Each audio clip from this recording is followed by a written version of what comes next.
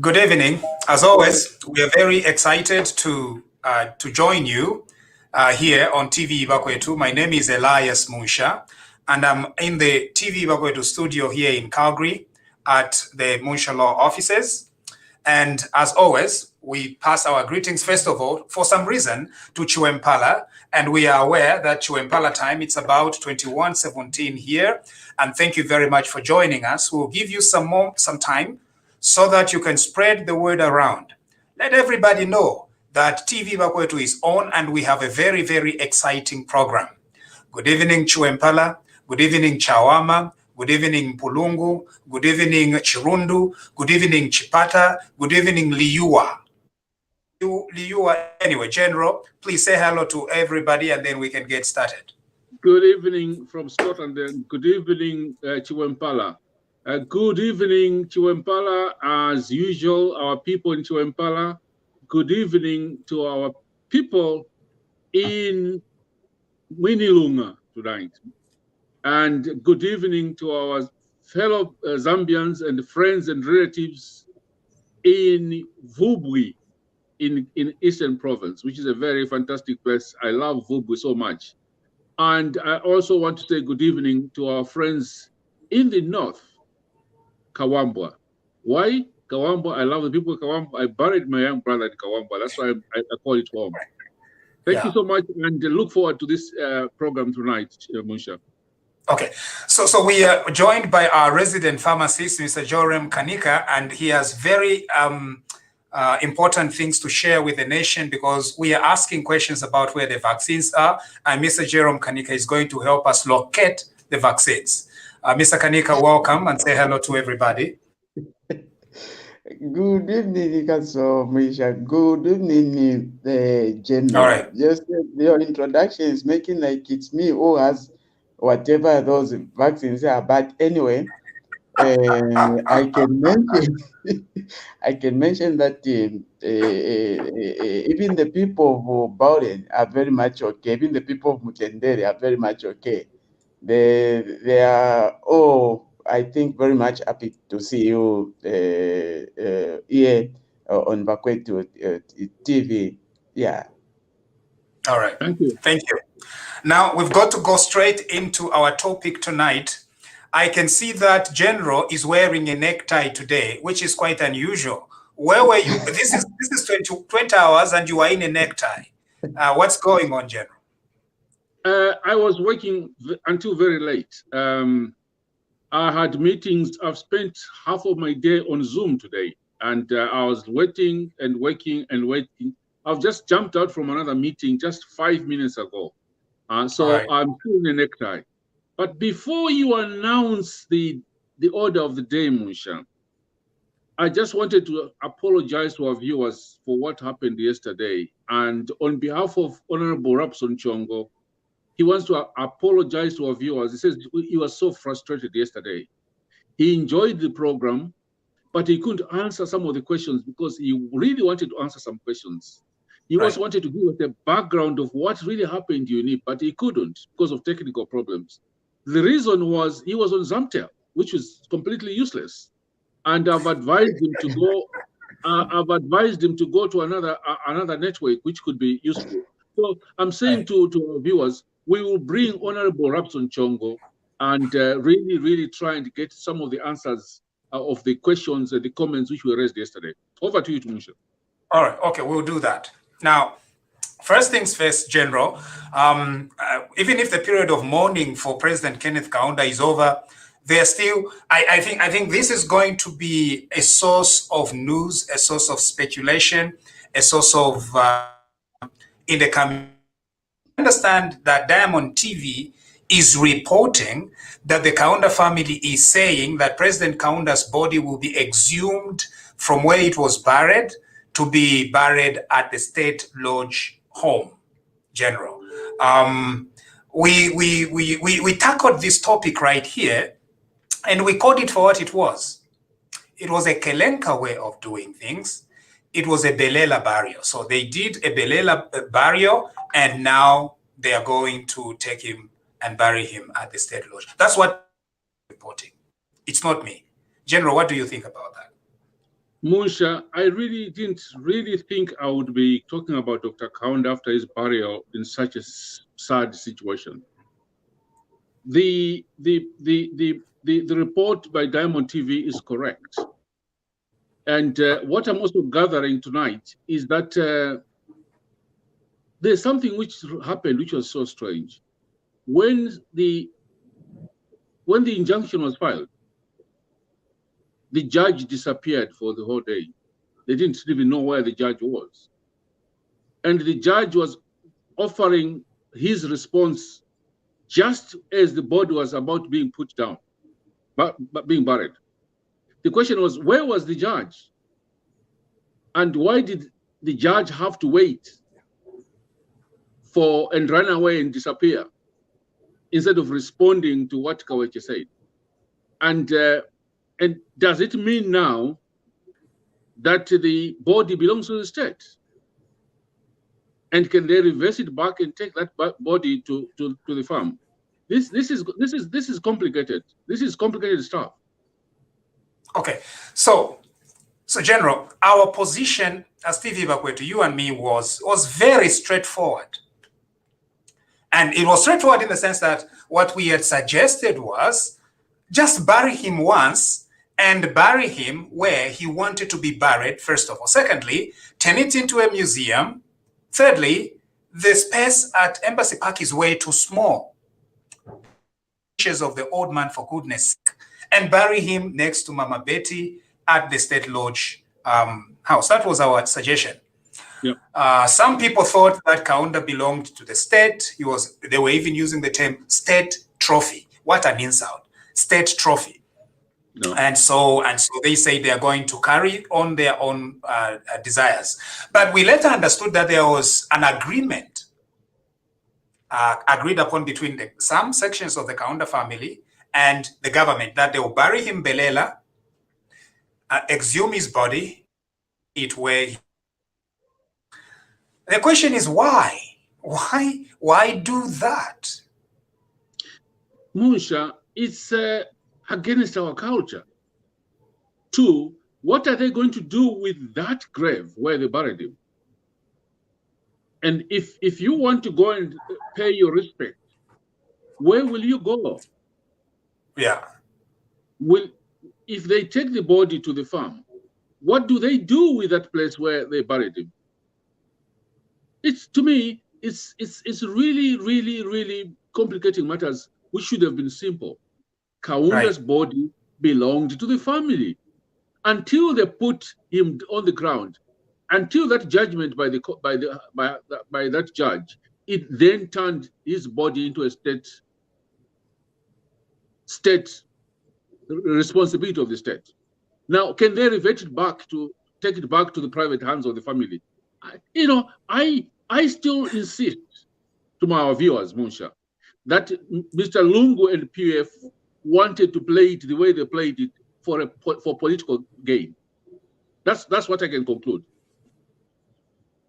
So they knew all along that the family was right, that Kenneth Kaunda's wishes should have been respected. They ignored it all because all they wanted was the spectacular burial at Embassy Park, right? Where they're in charge of the whole operation. But they could still have been in charge with Kenneth Kaunda being buried at State Lodge. This is what I don't understand. Exactly, Musha. Because there was going to be nothing. It was going to be a military burial. Except that it was going to be at the Embassy Park. They call it the parking lot now, because that's where they'll be parking them. They could have done the same process, gone to the church, done the same thing, and then took the body to the farm with the same military precision they had. Would have solved the problem. The family would have been happy. The whole country would have never been split, and we were not going to have all these complications. We're not even going to have a court case, an injunction filed. But because they wanted to play it political, that's why they did what they did. Yeah, we seem to be losing you there, General. Now, I need to address one more thing. The court decision addresses the issue of public interest. Okay. So public interest or national interest is this fiction that we have that the public interest overrides personal interest. So if, for example, the state is interested in a piece of land, interest dictate that the state can expropriate the land, meaning they can buy it off whoever owns it. Of course, there are some safeguards there with due process and everything. Public interest or national interest means that the state, the interest of the country comes first. However, barring Kenneth Kaunda at his state lodge farm is not in conflict with national interest or public interest, because the public has no interest whatsoever in where Kenneth Kaunda is buried. The public has interest in ensuring that Kenneth Kaunda is accorded the respect that should be accorded him when being laid to rest. So we missed an opportunity here to lay the old man, former president, where he wanted to be laid, which is next to Mama Beatty at State Lodge, and that was what we should have done in the first place. With full military honors, with full military everything, a state burial, a state funeral. But we are using useless concepts such as public interest or national interest. No. Musha, I don't understand it. Now, if they are going to exhume the body, there will be a cost. Who will foot that cost? Is it going to be made by the public? Is it going to be made by the family? What happens with no? With the General, I think it's a no. It's not a real burial. It's a belela burial. Those graves are not the typical grave where mwabika poneloba. So but still more there'll be double cost. They'll just bring a crane. It lifts the thing that they made a mistake on. The what do you call it? The headstone. So they'll just lift the headstone, take out the coffin or the casket as it is called, and then they transport it to State Lodge, where the Kaunda family or the government will have different plans for it, right? I think that is what they'll do. So it will not be like the difficult part of exhuming the body. It's just moving it from there. But questions still remain. And then what? The technical exhuming is not a problem. That can be done. What I'm saying, what do they do with the old grave? where we've spent over 2 million, probably even more. And then if they are to put the old man next to his wife, we have to again get another headstone, or are we going to transport the same headstone to the new? It's complicated stuff. And I'm sorry that we're just discussing this, the two of us. I don't know what Jeremy thinks. What do you think, Jeremy?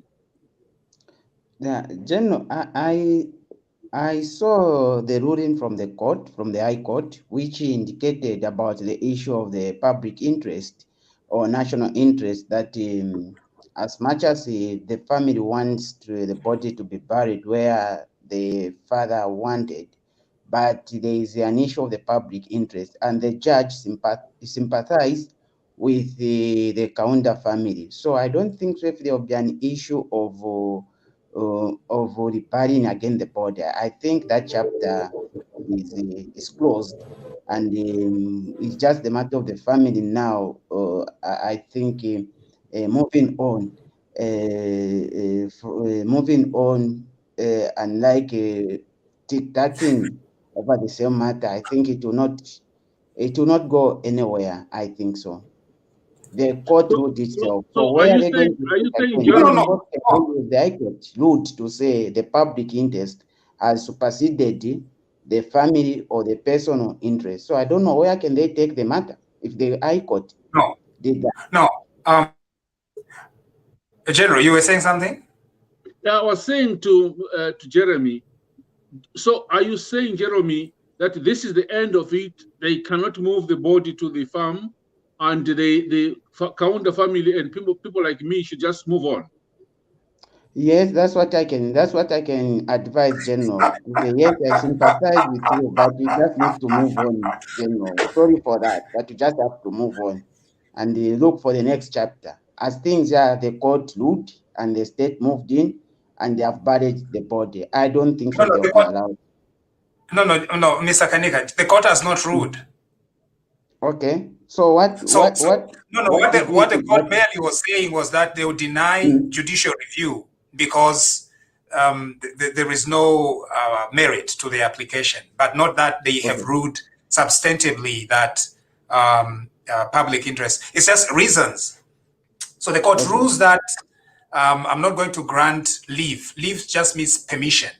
It's one of the legal terms that we use. Leave just. So in order for you to sue the state under judicial review, you first of all need permission from a court. That's the first step. After the court gives you permission, that's when you actually commence an application for judicial review. So Kaweche did two applications. First of all, it was an application for permission, and then it was an application for judicial review, and then it was a substantive judicial review. So two things. So he did not succeed on the first step, which is an application for permission. Now, when denying permission, that's where the judge now went off tangent and mentioned things like the public interest overrides personal interest. But it's not like the decision that can be relied on. And I know maybe the government might want to spin it that way and say that the judge has substantively ruled. No. I think we need to restrict that decision basically to just permission that Kaweche was seeking to commence judicial review.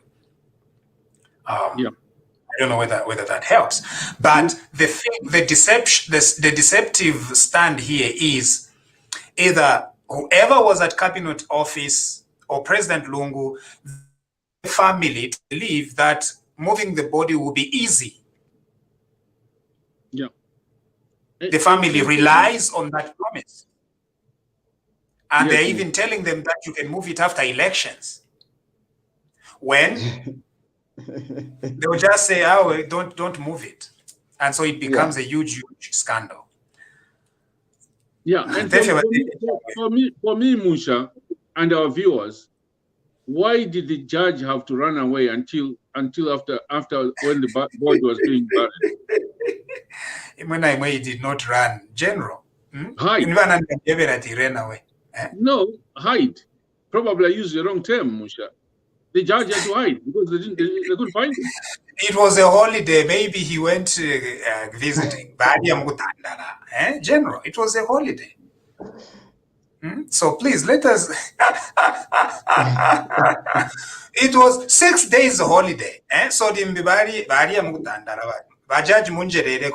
I'm just speculating.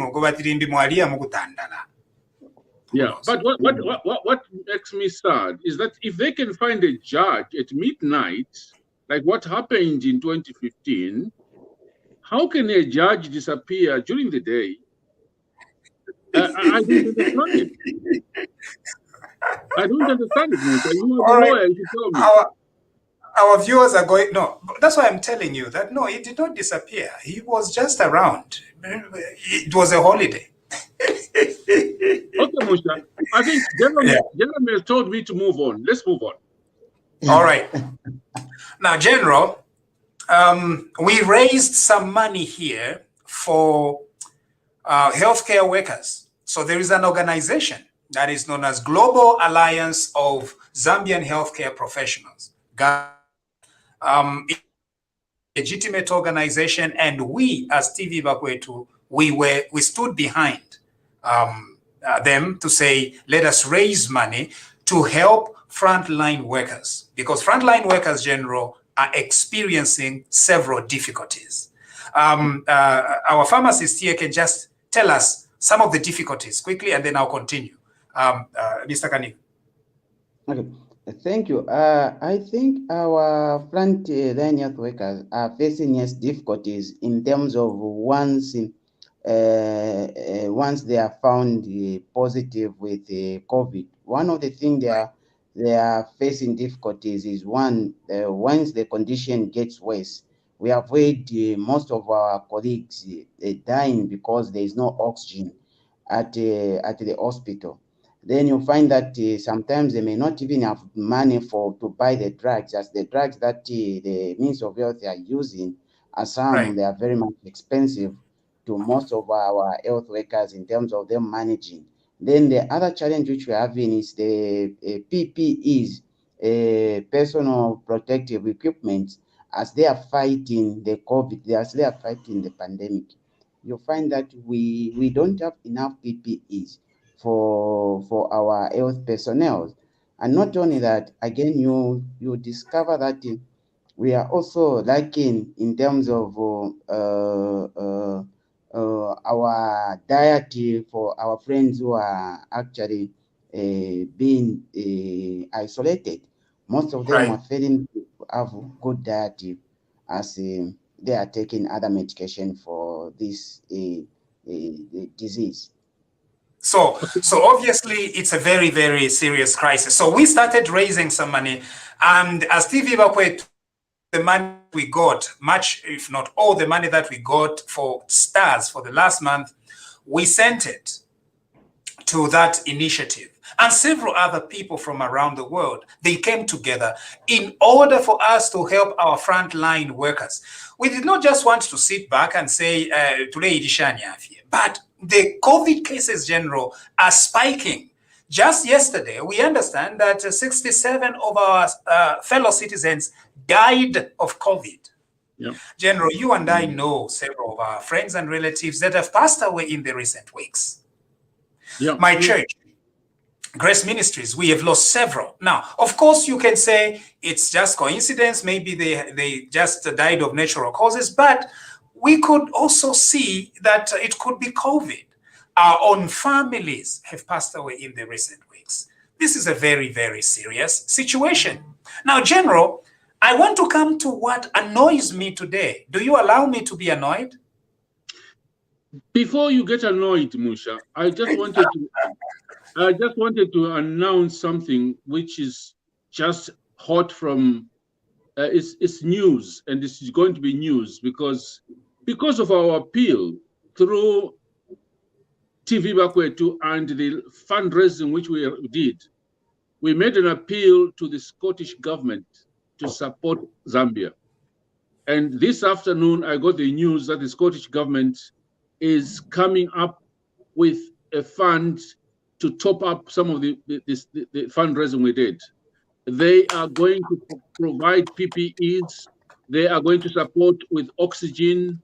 They are going to also actually install an oxygen plant at Chitambo Hospital, and they are moving in very, very swift indeed. What I've said to the Scottish government is that I don't want any of these things to go to the Ministry of Health. They can only be receiving them and be told, but they will not handle any of this donation from the Scottish government. Because that was the appeal which we made through TV Bakwetu. I personally approached the Scottish government. This afternoon, they've agreed that they are quickly organizing something for Zambia, and they want to make sure that the oxygen is sorted out, the PPEs, and making sure that we have oxygen supplies going through. And you know that through our appeal, there are more cylinders through some organizations, and 3,000 oxygen cylinders have been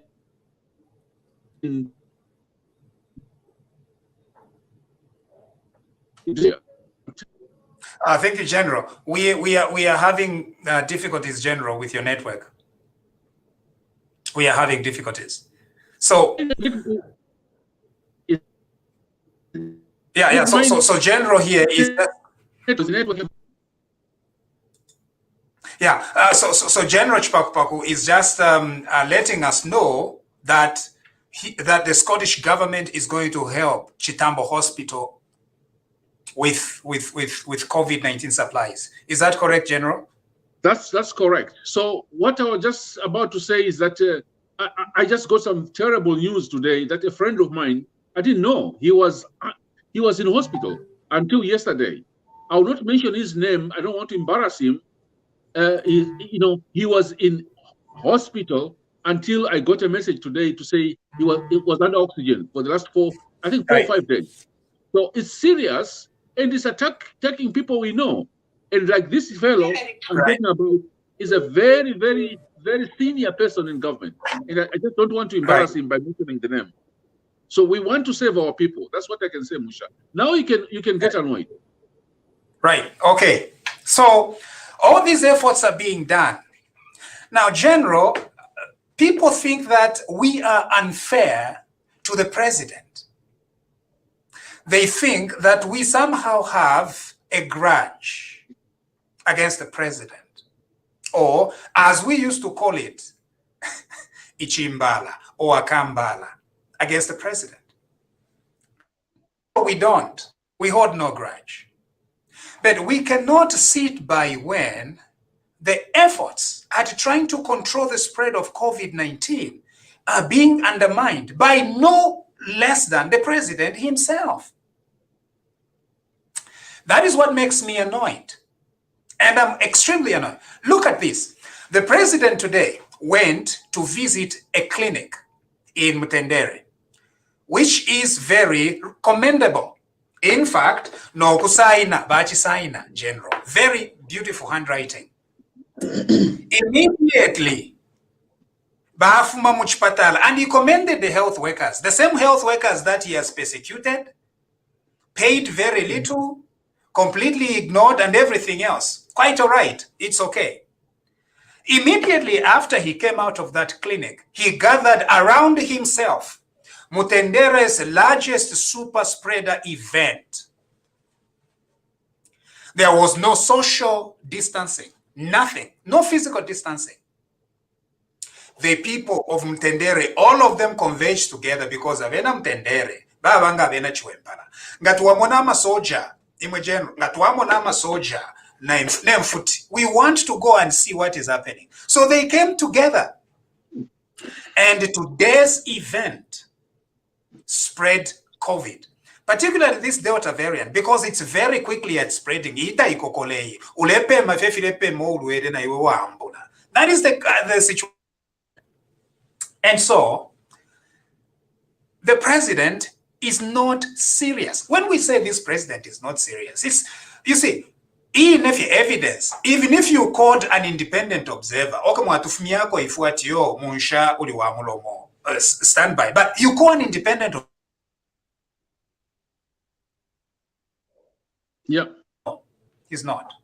Today has demonstrated once more that no matter how much good handwriting he has when he visited Mtendere Clinic, outside that clinic, several people are going to be sick tonight because of his reckless actions. This is what makes me angry, General. Munsha, when I saw that, I was watching it live, and I'm saying to myself, this gentleman is a hypocrite. I think that's the only word I can use. He's a hypocrite. First of all, Munsha, we have got ECZ saying there will be no road shows. Right. So this president, and then his own Minister of Health is saying there are COVID guidelines that you not have big super spreaders. And this president violates all these guidelines by taking, I think I counted more than I think there are more than 60 policemen around him. Mr. Lungu, nobody can shoot you for you to take all those policemen around Mtendere. Nobody. But that's in Malawi. What was that for? For allowance, to protect himself from allowance. It was very, very clear that that was an organized road show. The visit to the clinic was just a cover. It was just a smoke screen. The whole event was a road show. And you know, Mr. President, you can't do that when our people are dying. You can't do that. Your own civil servants are dying. Your own doctors are dying. Today, I'm just told that there's so many teachers who have died, and you can't do that. All in the name of saying that was what he was interested in. And to me, it's being a hypocrite. That's what I can say. I don't hate Mr. Lungu, but I hate his hypocrisy. I hate that.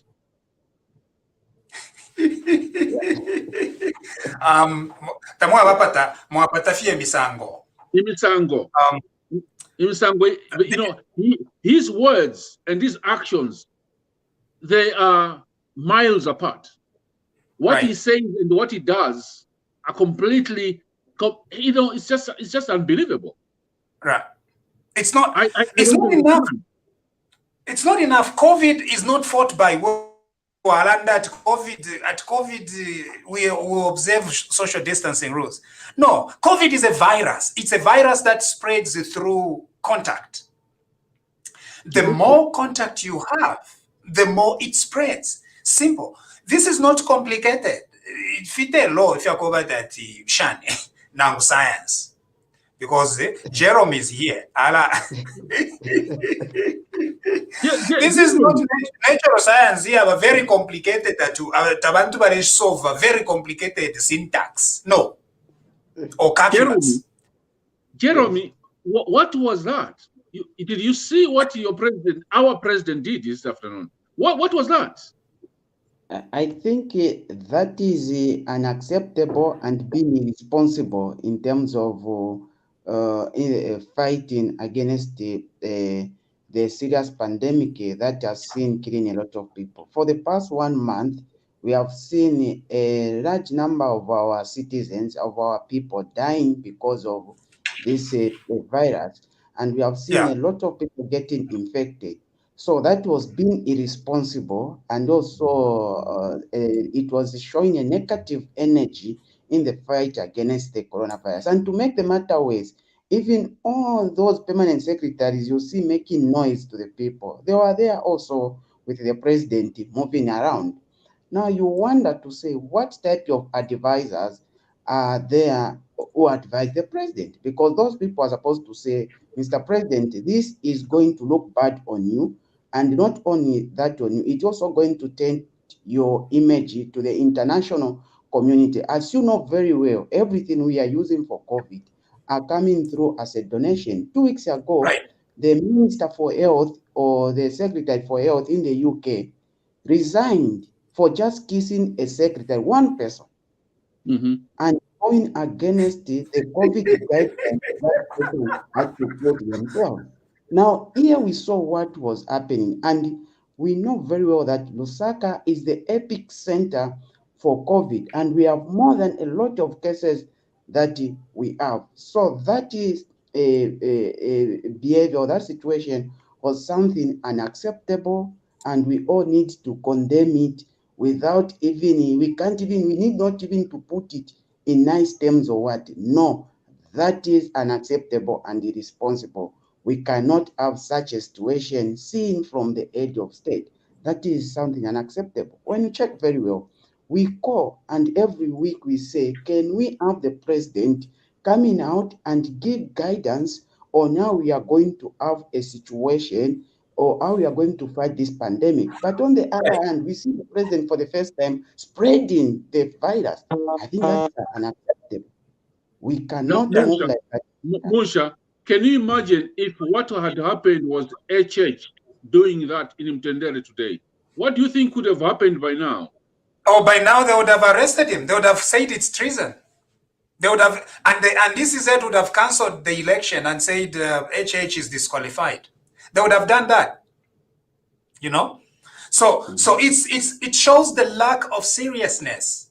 You know, wakateka ababalipo tababa steady. You know, he's not steady. Bantu, if you are a steady leader, if advisors tell you what, let's go and spread COVID, kukana at mweba omenakana. If ngawako bati go and visit a clinic, kube but under very strict guidelines, I'll just go. Kainge, you already have soldiers.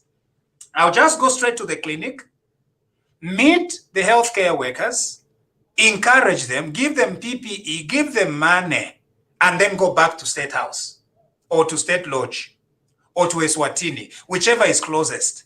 You go places. You do that. You do not agree to go and have public events. because you are undermining the fight against COVID. Make it a comic, as if you are a comedian and not a president. Because who is going to take you seriously? And the president has a very large pulpit. All the mics or the cameras are pointing at him. When you come out of your house, wherever you go, there are cameras that follow you. And so when people in Kaputa see that the president was freely mingling around with people in this COVID crisis, they would think that the guidelines from healthcare workers is trash, is useless. They're not going to follow it. That is the challenge that we have right now. These positivity rates of COVID we are having, this is an emergency. This is not child's play. So we expect our president to behave in an extremely mature manner. Okushipa. That Minister Jerome you've just mentioned, Kalifenika kiss. No, it was just a very innocent, simple kiss with one of the workers. Camera captured it. It was a scandal that led to his resignation.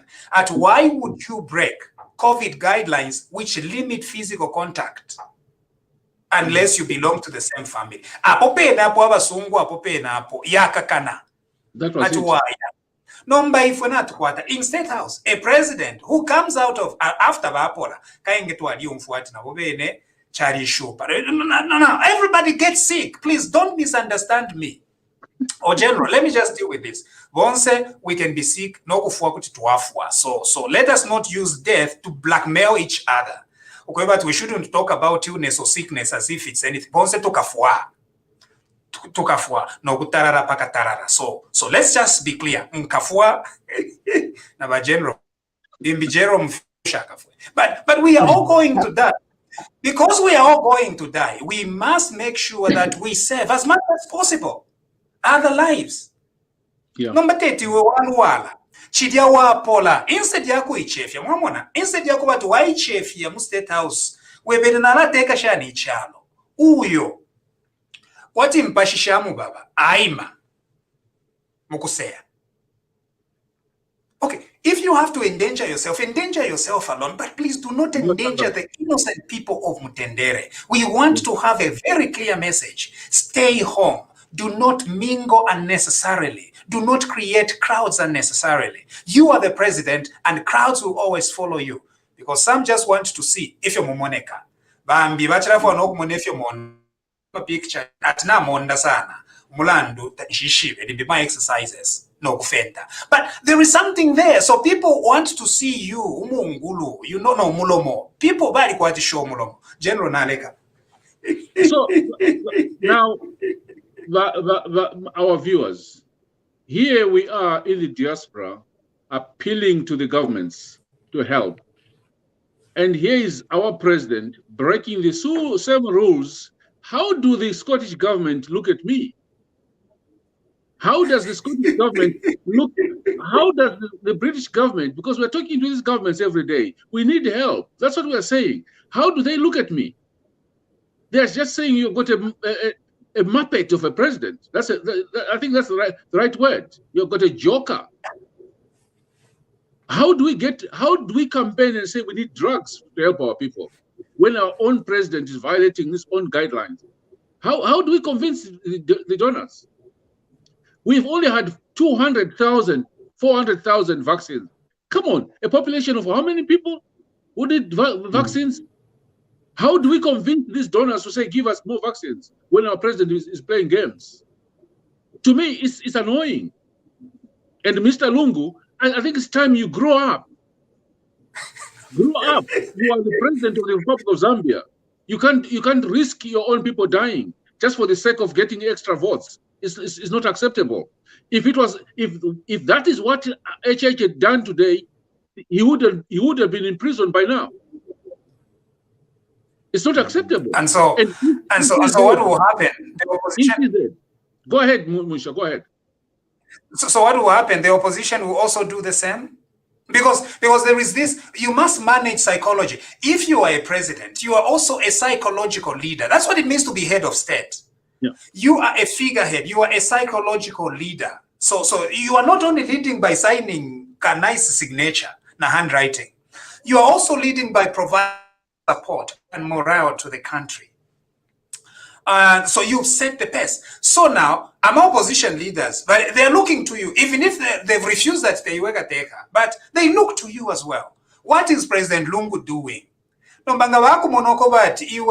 are in front, in the forefront, spreading COVID. They are being left behind. They are being left out.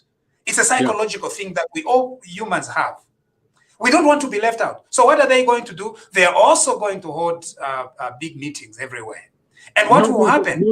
Musha, me, I've said to the people where I belong to, the party which I belong to, Mr. Lungu has failed to lead by example.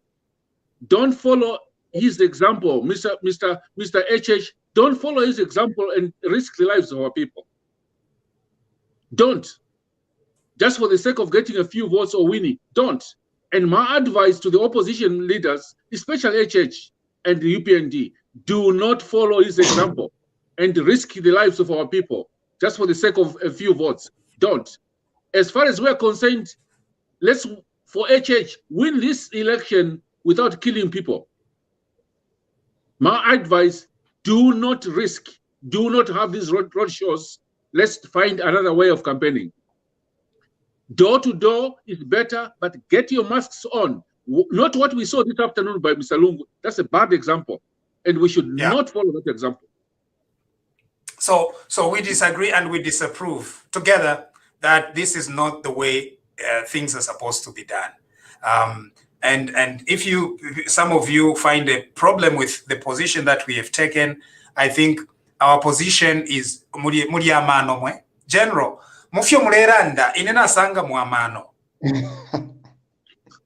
Musha, these people think that we because we are in the diaspora, we don't love our country. And they think because we're in the diaspora, we don't have families. We have families there. We've got children there. We've got grandchildren there. We've got brothers and sisters there. And when we hear that there's no oxygen, I fail to sleep. I've had my vaccine. I've been covered. And if anything happens to me now, I know I'll get treated. But what happens with my children in Lusaka? What happens with my children in Kabwe? My children, wherever they are? This is not a joke. How about my friends? Like this friend who has been in the hospital for the past 4 days. And the person who's supposed to lead them by example is a joker. He's playing around. How do I feel? Yeah. How does Dr. Kajira feel? How does Dr. Nkoma feel? All these people who have been trying to fundraise to save lives, when our own president is demonstrating that he doesn't care. He's only interested in Pampando. And how the very nurses, how do they feel? It's not even me. I'm a nurses, but I'm a nurses kumutendere. Immediately after Mwasainat, you are heroes. Is that honestly going to be helpful? Now, in Mweba State House, your offices are funded by taxpayers, by us. Do not repeat what you did today.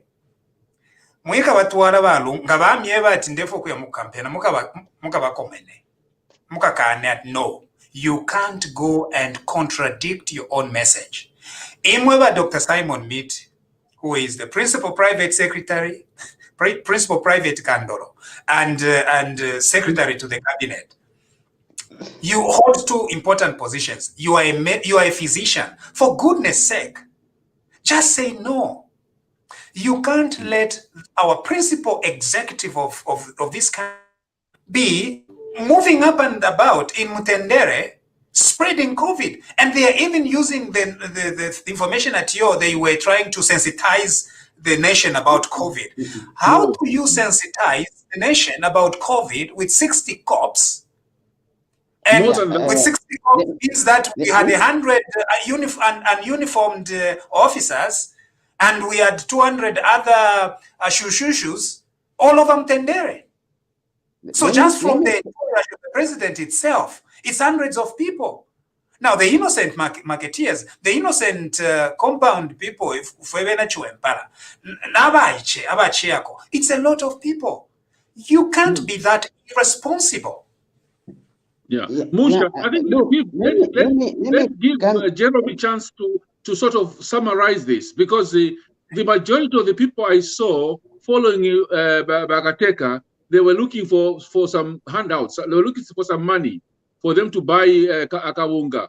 And they had no masks. So, Jeremy, what do you think should happen from tomorrow?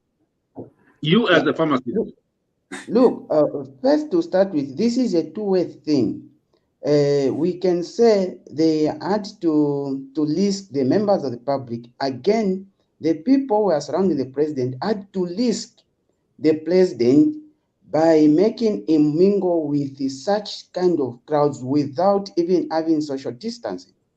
You see, we cannot risk our president by allowing him mingle with people like that carelessly, as if he thinks, oh, we don't have COVID in Zambia. Again, we cannot allow the president to mingle with people like that, as if Lusaka is not the epicenter for the cases of COVID that we are currently having. And when you check very well, we have a deadly variant, which is the Delta variant. And this Delta variant, there are still some studies that are indicating that it is also not like from the droplets, but it's also like airborne kind of spreading.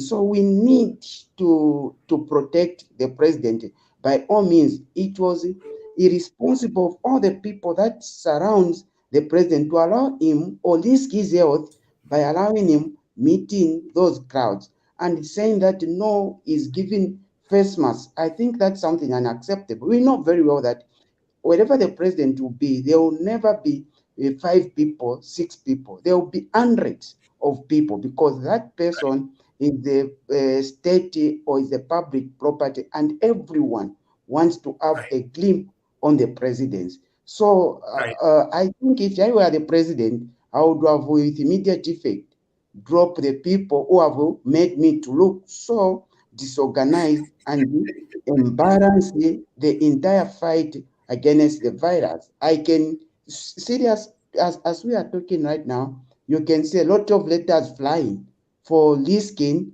the members of the public and for making me look like I'm doing opposite of what other international organizations are recommending for us to fight this pandemic.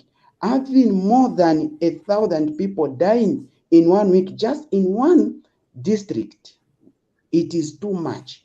And most of 80% of those deaths are caused by the pandemic, by the same virus.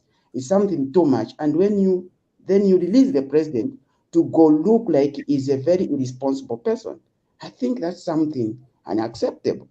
No, not looking like an irresponsible person. He is irresponsible, because he could have said, no, I'm not doing that, or I'm doing this under strict conditions. Over to you, Musha. All right.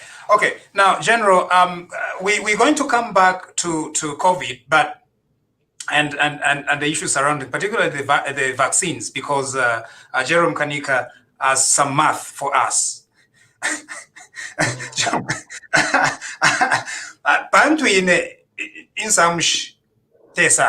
Anyway, General, ECZ has brought back Dr. Kambwili. I know you don't like me calling him Dr. Kambwili. Okay. So he's now back. He will be back on the campaign trail. No rallies though.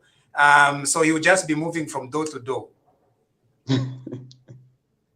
Musha, we were mourning until Dr. Kaunda was buried 2 days ago.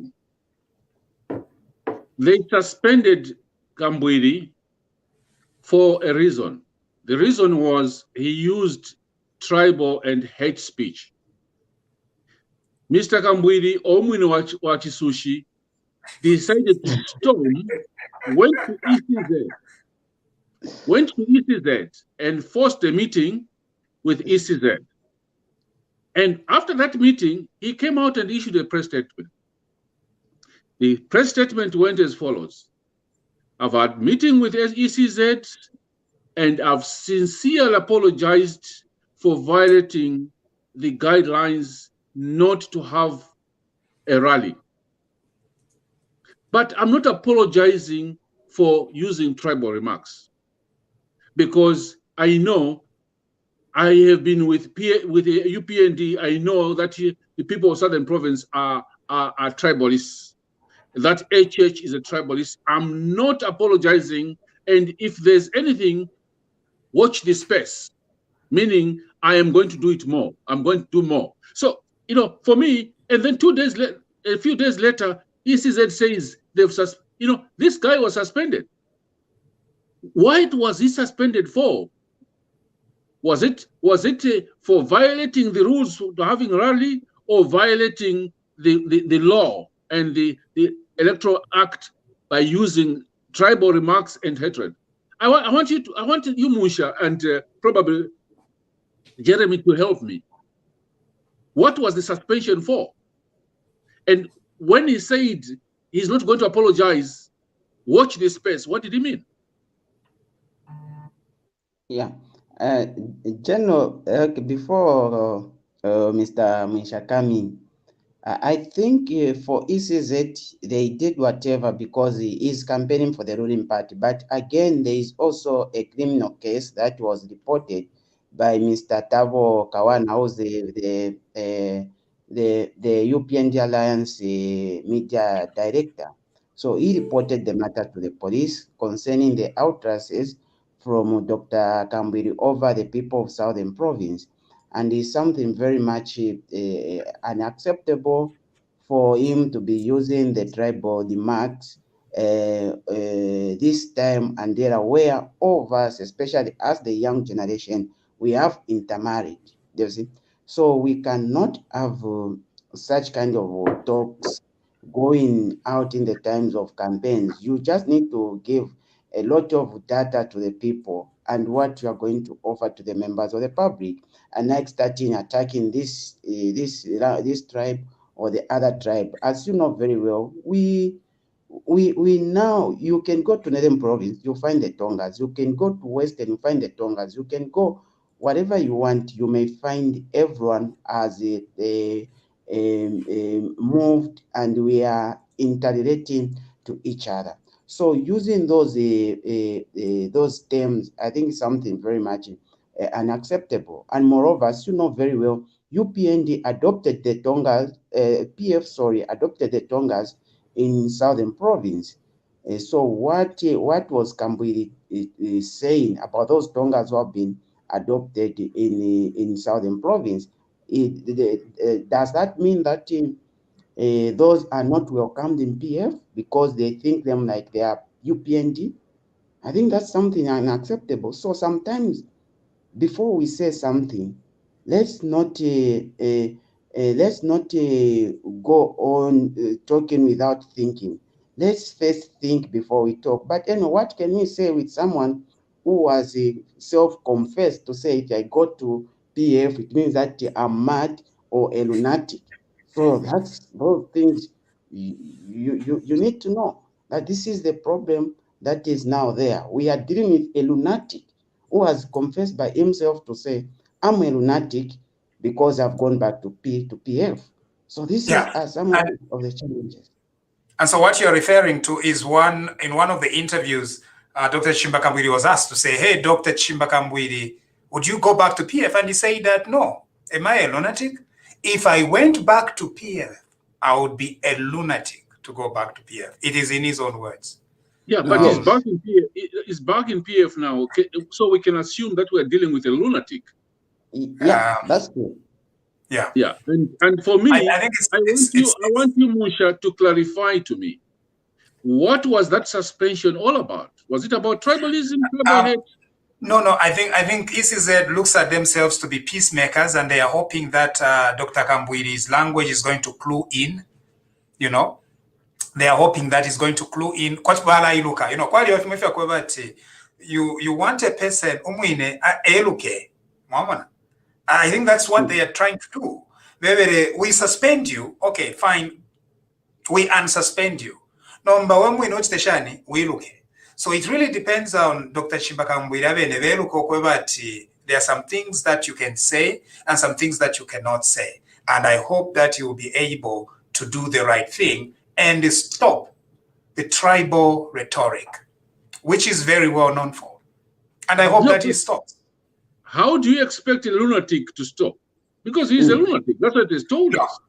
I need to be careful here, General, because you see, people that are mentally ill, they don't even do what Dr. Kambwili is saying. So I wouldn't want to attribute what Dr. Kambwili is saying to an illness, to a mental illness. No, but he's saying mentally sick people, they are recovering at home or at hospital, and they're not tribalist. So tribalism is not a mental illness. Tribalism is a behavior that is wrong, that is bad, and it should be condemned. You know, because sometimes when we say that he's doing it because he's a lunatic, we might begin concluding that people become tribal because of a mental illness. When in fact, people that are mentally ill, our fellow citizens that are sick, be it at Ndola Central Hospital or at Chainamba Hills Hospital, they are sick, they're experiencing an illness, and the Lord is helping them to recover. But tribalism, on the other hand, is being done by a very so this is what makes it even more offensive. And I hope by ECZ, I hope his experience with the ECZ will make him realize that this kind of behavior is totally unacceptable. Musha, for me, I'm watching the space. I am watching the space, and I want to hear what Wife Sushi is going to say. And if you know, there's already a report with the police. There's already a report with the police. In a normal situation, that gentleman would have been answering a charge from the police. The police have failed to act. Now, let's say in the next 1 week he repeats what he has been saying. What do you expect Zambians? What do you expect the Tongas to do? He will not repeat it, General. Are you sure? Can we tell our viewers that? Hello, Kambwili, na you quite a soft spot, ain't yeah. No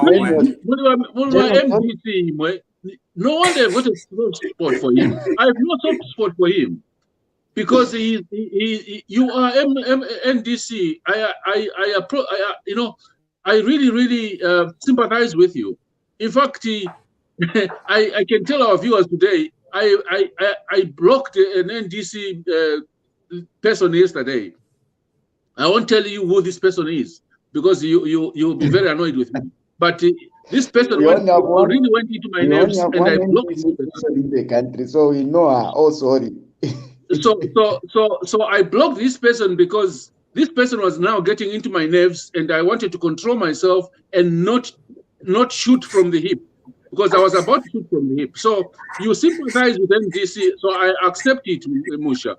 But I'm saying to Zambians, what happens if this man continues saying what he says, because he says we should watch his space? What do you expect the Tongas to do? Yeah. What do you expect HH to do? Yeah, I just hope he doesn't continue. I think he's been reprimanded. I'll be very disappointed if he continues. I've already been disappointed. We've already addressed this issue in the past, General, and we have categorically condemned this nonsense. Now, this nonsense sounds general. We have categorically, specifically condemned Chishimba Kambwili's nonsense. We've said he can't be insulting the people of Southern Province in that manner. We are one Zambia, we are one nation. We rise and fall together. If we, bonse fwe na Zambia, we are one. Tonse tuswangane. That's what it is. I find it difficult, Musha, that less than 48 hours after burying Kaunda, we're still talking about tribalism. It's very, very scary. Yeah. It simply means we're not serious. And the other challenge is to Mr. Lungu. You are saying, let's learn from Dr. Kaunda, Mr. Lungu. If Kambwili or any of your ministers or MPs talk about tribalism again going forward, what do you expect the people of Southern Province to do or say? Yeah. Because this has been too much. Yeah. So knowing Kambwili, he says we should watch this space. He is going to say the same nonsense. And to Mr. Lungu, what do you expect? Because he has been quiet about it. He has not warned Kambwili. He has not said anything publicly, which means he is getting. Yeah, of course. So the question is, if he continues and he says we watch his space, we're watching Mr. Kambwili, what will you expect the people of Southern Province, the Tongas, to say? Because taking these people for granted for a long time, that should not happen. What do you expect? They are also human beings. What do you expect them to do? Yeah. Because the president is right. ECZ has let this man off the hook. Nobody has said anything, not even the chief from the north, our paramount, nothing. They've not said anything. If he continues saying what he's saying, what do you expect the Tonga people to say or do? Yeah. I rest my case, Munsha. I do. I want you to know, General, that I share your sentiments and your disappointment in the actions of this gentleman. I hope that he does not repeat that nonsense, that poison. I hope we are not going to be talking about it again. I just hope that he will go and campaign normally and talk about things like, Kandolo or something like that. No, he shouldn't. Mr. Kambwili, I don't call you a doctor. Let's talk about the economy. If you want to talk about the economy, Mr. Kambwili, we'll bring you on TV. Let's talk about it. You tell us about the price of minimum in South Africa, and we'll tell you why the price of minimum in South Africa compared to the price of minimum in Ghana. We will tell you why. I'll teach you economics 101 easily using TV. Let's talk about agriculture, Mr. Kambwili. Why fertilizer can be reduced to the price of good fertilizer. Let's talk about it. I'll tell you why we need NTZ instead of importing fertilizer from Russia and all these places. Mr. Kambwili, let's talk about energy. Come to TV Bakwetu. Let's talk about energy. Or let's talk about my favorite subject, education. Why we need a proper education system. Why we need the Copper Belt University to be supported. Why we need the university in Northern Province to be funded, to be given. Let's talk about it, Mr. Kambwili. Don't talk about people's tribes. If those are the challenges you have, Musha, let's bring him on next week, on Monday. Let's talk about those subjects. And I will personally challenge him without any problem. Because besides the tribe, besides the Tonga subject, Mr. Kambwili, let's talk about the economy. Yeah. Let's talk about education. Let's talk about health. I'll bring you somebody from UPND to talk to you about it, or somebody from DP to talk to you about health. And please don't talk about the Tongas again, because if you do, don't blame the Tongas if they take the action against you. I'm not saying they're planning to do that, but I'm saying if he does, do not blame the people who are being insulted. They've been insulted for a long time. People have had enough of that. Yeah. Now there is, and by action you mean legal action or something like that, General. We just wanted to soften that. I'm just trying to soften it. I do get it, but I'm just trying to soften. I'm just trying to have a softer landing that you meant legal action. The Tonga people have been insulted for a long time. They've got the right to speak out, either legally or otherwise. No, they've been insulted for a long time. I'm not Tonga, but I will put my cards there. I belong to the Bantu Wotatwe, because I'm from Umbwa. But how do you think the Tonga people are feeling? How does Mr. Lungu think the Tonga people feel? How does he think HH feels? You accuse him of privatization. You accuse him of having stolen cattle. You accuse him of having, all these things. How do you think this man feels? How do you think these people feel? And you know, this is a few days to elections. Do you expect them to give you a vote? And then you accuse them again to say they're tribal.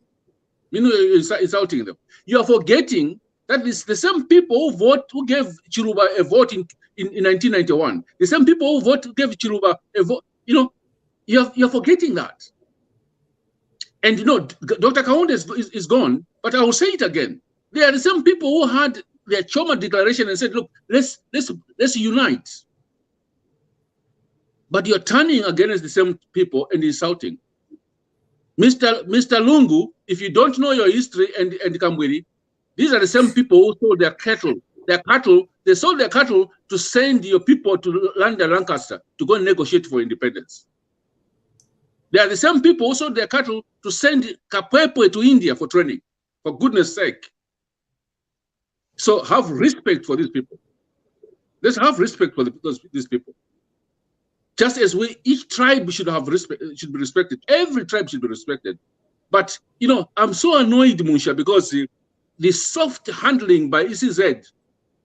Meanwhile, they were calling Wumba Malambo today to ECZ, cautioning her for what she said, but they've been quiet about Kambwili. That's hypocrisy. But Mr. Lungu, what do you think the Tongas feel? How do they feel? They've been quiet. Are they stupid that they've been quiet? No, they're not. They respect themselves. They're decent people. So this nonsense must stop. That's what I can say, Musha, because the way they've handled this issue over Kambwili, it's not fair. It's not fair. That's what I can say, Musha. I think that's if he behaves like that, the people of Southern Province, the Tongas, you've got the right to take legal action, or you've got the right to take any action to defend yourselves, because you've been insulted for a long time. This has been going on for a long, long time. It has to stop. Over to you, Musha. I agree with you, General. It has to stop. It has to stop. And I hope Imwe Kambwili mwaumfwa. Na mwishiwa umfweni ko ifintu ifireranda abantu mulande ko pali fimbi. I think tribalism is pretty hurtful. And I hope lezaralanda na kokobati muleke if a confusion fingarete if chimfurunganya mcharo mwamana abantu imitima shari kalipa. I just hope that mwarairuka. I know ECZ's action is definitely controversial, but I think limbamipera kwa another chance yako watu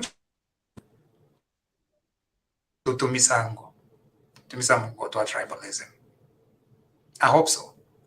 Our ears are very open. So next time that you'll be doing door to door, na ifo twakula umfwa. Tukomfwe kwe fipseneko. Tuikomfwo muponto. Nensere. Directed at our Tonga fellow citizens. Anyway, 200,000 vaccines have disappeared. Mr. Kanika, please give us a snapshot of what has happened. Is it 200,000? Not 100,000. We got 200,000 vaccines first donation. And 2 days ago, we got 200,000. The question is, Jeremy, out of the first 200,000 vaccines, how many were used? Because today I was speaking to my cousin, he queued for hours and hours to try to get a vaccine. What is happening with this vaccine? The first consignment of 200,000. Okay, thank you, General. Yeah, as you have mentioned, it's not 200,000 missing, but 100,000 missing, because we don't know where they are as I'm speaking right now. We received the first consignment of AstraZeneca vaccine from COVAX, which were amounting to about 227 or 28,000. And we started giving our people those vaccines. When we reached half, we stopped giving the people to say, no, whoever was looking for the vaccine, we told them we can't give you. All the vaccines that we have currently are for those who received the first doses. So meaning that we did half, then we kept half in what we call ring fencing. What I mean by ring fencing is you put the doses in a secure way that no one can touch that. So the explanation we were given was these vaccines, we don't want to have a situation where the people have received the first dose fails to come and get the second dose because we don't know when we are likely to receive the next consignment, as there are some problems in India. By then, that's when we had a lot of cases in India, and India was crying for help in terms of vaccines. So we did that for a good month, I think so. And now we opened for those people to start receiving the second dose. And we only saw high-profile people receiving the second doses. Then all the commoners, all the Jerome, they couldn't get their second dose because we were told that no, the vaccines are not here, or the vaccine this, all those kind of stories. Now, what really happens or upsetting is plans came in. After the Minister of Health said, in the next 1 week, we are likely to receive about 100,000 AstraZeneca vaccine and 100,000 Sinopharm vaccine. Then that was 2 weeks ago. Then another week later, or 2 weeks later, we are going to receive 120,000 AstraZeneca vaccine. Then by September, we are going to receive about 4 million doses of the Johnson & Johnson vaccine. That was the first statement which we had. Then all of a sudden, France came in and offered its 228,000 doses. So now the issue which is there is, from the 228,000, when you add the 100,000 for those who received the first dose, you'll find that we had now a pool of 300,000 doses. But now here, get what is happening. As of yesterday, the Permanent Secretary for Health, Dr. Peter Malama, mentioned to say from the 228,000 that France has donated, we are going to get 100,000 doses from there to give the people who received the first dose earlier in May and April. So now, where is the other first? Where is the first 100? The one which was ring-fenced. That's the question that we all need to ask. Where is the 100,000 doses that were ring-fenced? Because these were put aside for just specific purpose. And as I'm speaking right now, the number of people vaccinated in Zambia are less than 1%. Now we have 100,000 of the doses that we don't know where they are. The Ministry of Health is not giving any explanation about there is 100,000 doses. Where are they? They are not even explained to the people properly because, look, it was donated. We are not even accountable to the people, giving respect to the donors who donated the first 200,000 doses by explaining to them that this is how we have used the dose. We have gone in an excitement way and say France has donated, let's use the France, forgotten about the first donation that came through COVID. Gentlemen, let's get things right. Yeah. When was the first 100 doses administered? Because there should be a gap of 7 weeks, isn't it? Yeah, so when we check very well, the doses for the first week, we started, I think, if I'm not mistaken, should be second week of April. We ended up to, if I'm not mistaken, up to 31st May, I think so. That's when we stopped, or 29th May, that's when we stopped. We stayed for a good 1 month, and we started our second doses just in, should be in 28th or 29th of June. That's when we resumed giving those who received in April. We started. So in short, Jeremy, if we calculate from the figure, the first 100, the first week when the first shots were given, by today, the 9th of July, we should have had 100,000 fully covered, fully with their second doses. We have the vaccines for those who received their first doses in April, which is just separate. And not only that, for everyone who received their first dose, because the purpose of stopping was for us not to have a challenge once we have a situation of lockdown in India. That was the purpose of stopping. So we are expecting to have the 100,000 doses for those, but we are surprised to hear from the Permanent Secretary for Health to say that no, we are getting the 100,000 from the 228 and keep it aside. You people, you are saying, no, the ministers or the politicians are the one who are thieves. Now look what is happening. These who have remained are technocrats. 100,000 doses have gone missing. So this is where they carry. Now, where can they take them? Where can they take them? Where can they go? That's the question, because are there any private clinics vaccinating people? Have they sent them across? Exactly. If they've donated to Katanga, it's okay. They've donated to Katanga. If Katanga is sick, what I'm saying is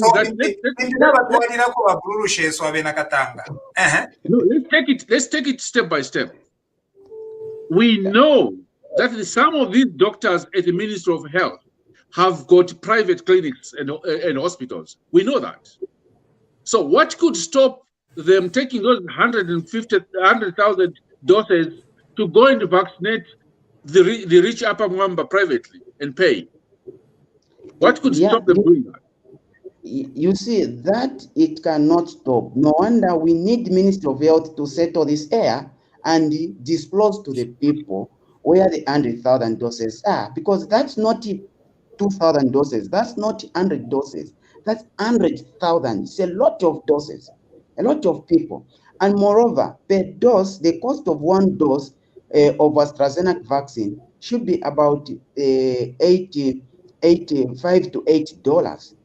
So 100,000 doses, that's about $800,000 US dollars worth of money. How much is 800,000 US dollars worth of money when you multiply by a kwacha today? Yeah, the question is, where are these 100,000 doses? And the second question I would like to know, I'm not a medical person.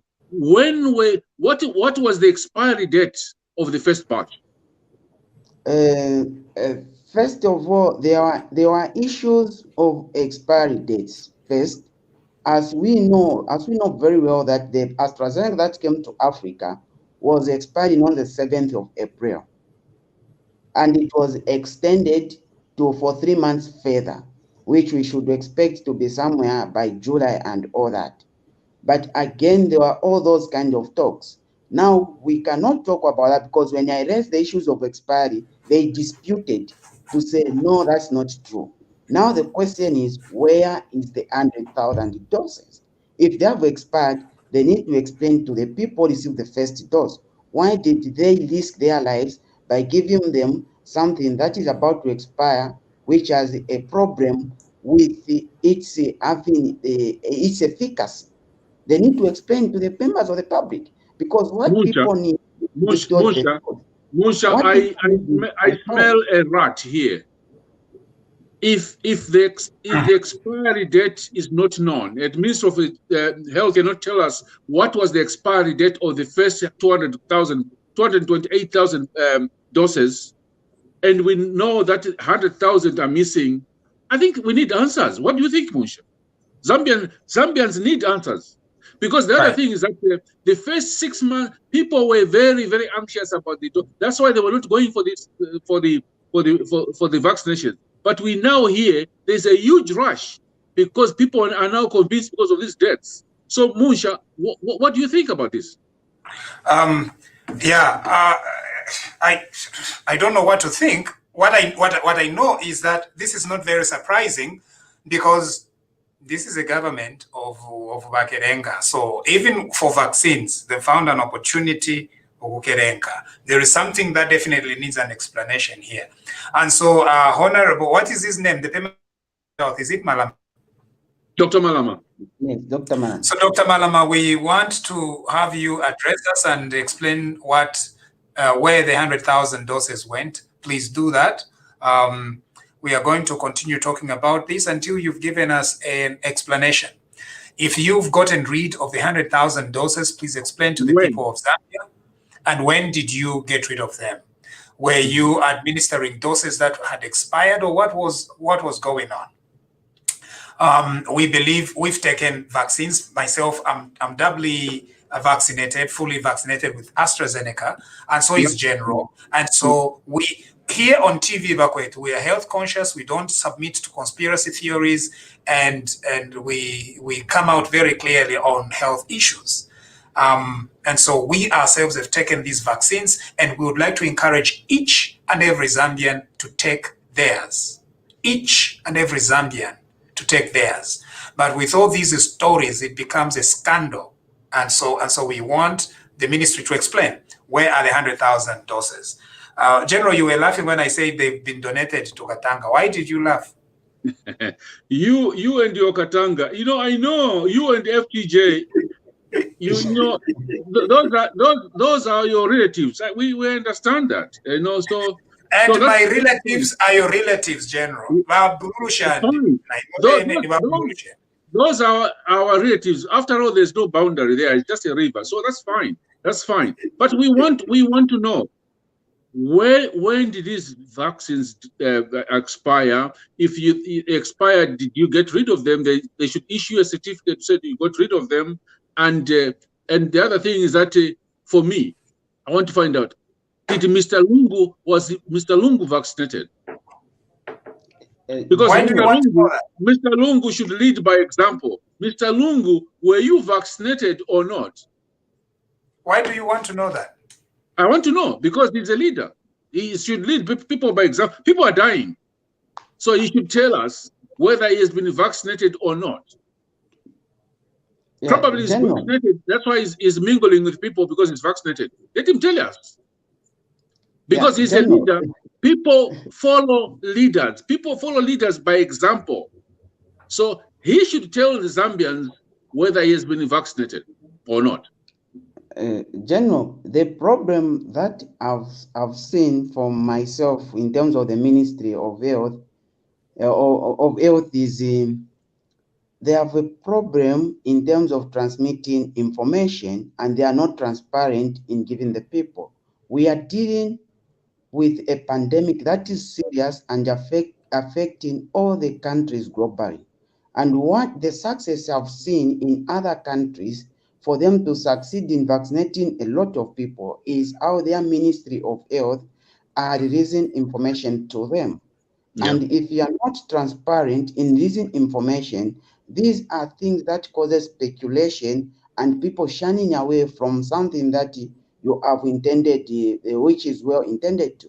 Just like the issue of even AstraZeneca vaccine, actually. The first person to mock South Africa and returning that was the government official, who was the Minister for Health, the former Minister for Health.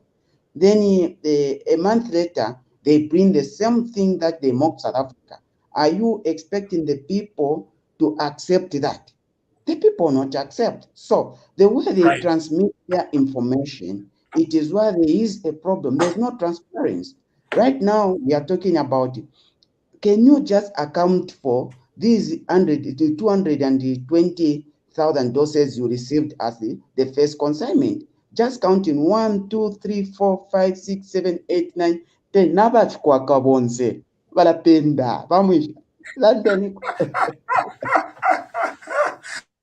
It is 1, 2, 3 has no problem. The only complication is when you bring in X and Y. No, it's just counting 1, 2, 3, 4, 5, 6. That's what you are asking. Where are these things gone? Because you don't need any mathematicians. You don't need someone to come with the PhDs or whatever things. No, it's just the saying to say, these, they are there. And when you count them, 1, 2, 3, 4, 5, 6, 7, 8, 9, 10, they are 100,000. You don't need just simple Chiwembala counting. No, I totally agree with you, Jeremy. I totally agree with you, Jeremy, especially that these are donations. Zambia has to be accountable. Because we still have another 8 million or more people to vaccinate. Now, if we can't account for 200,000 vaccines, how do we expect people to donate for 8 million vaccines? Because we need more than 8 million vaccines. Yeah.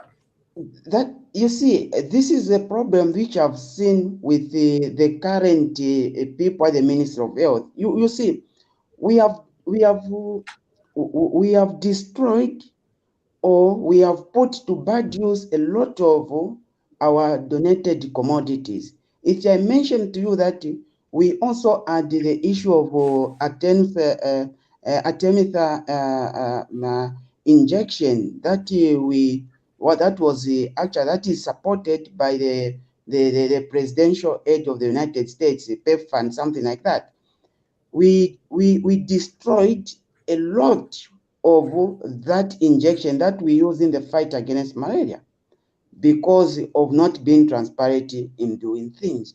And I don't know if we even gave a proper report on the actual amount of Artemether injection that we destroyed to global to our donors who are supporting us in the fight against malaria. These are the challenges that we have.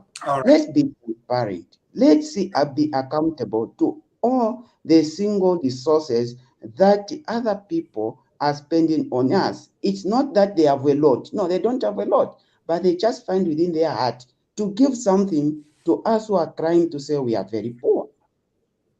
Thank you. Now, will you blame me when I say the Scottish government should not give these things to this ministry? I think we better take them to the hospitals ourselves. Over to you, Musha. Thank you. Thank you very much. It's been a pleasure today featuring my co-host, General Norman Chipakupaku, and our resident pharmacist, Mr. As always, thank you for joining us tonight. We know that you require a few more hours to sleep, and so we shouldn't keep you the whole night. Otherwise, we are paratroopers. Me and General and the pharmacist, Kanika, we can stay on talking to you about all these issues because we have Zambia at heart. Nomba, tuamyumfuira ko lukse at musendame. And that's Musha, it reminds and me. what is happening? I know we are busy listening. Ati no shapakati kabushku. Imwe bashimwana. Bagati kabushku. Mule atshani. Musha, it reminds me of you being online and broadcasting live day before yesterday, 2 o'clock. And I was saying to myself, this is 2 o'clock. Me, I was reading a book. And that was 3 o'clock in Zambia. Musha was live. Musha, don't do that. You're disturbing our people from sleep. You know, when I was live for the few, because there is always that 100 people who can't sleep. So in order for them not to visit websites, bad websites, I came on General and I said, General is not with me today, but let's chat a little bit. And it was very nice. But you were awake. I'm very surprised that you were awake at that late hour. You should have told me to say, let me dial in. I was awake and I was hearing you telling people to say, go to sleep, but I'm talking to you at the same time. Go to sleep because sleep is good for you. So you need enough sleep. So otherwise, that was so strange, Musha. For tonight, I think we have issues here which our people should know. But the biggest issue is that I would like our people to be protected from COVID. And for me, thank you. We will do anything to protect our people. Over to you, Musha. Thank you. And for those, we're going to take a day later to explain how to send stars, but please do so. So there should be somewhere where it says stars, like, you love, you are angry, and several other options that you have. There is an option that says stars. So you click there and then it will explain to you how you do that. So TV Bakwetu is a self thing TV. So we want to grow it. And so we want to see how this works out in terms of stars. Who knows, you know? Maybe we'll be becoming much more, whatever it is. So send stars to TV Bakwetu. Thank you very much for joining us here today. God bless you and God bless our country. We'll see you sometime over the weekend and next week.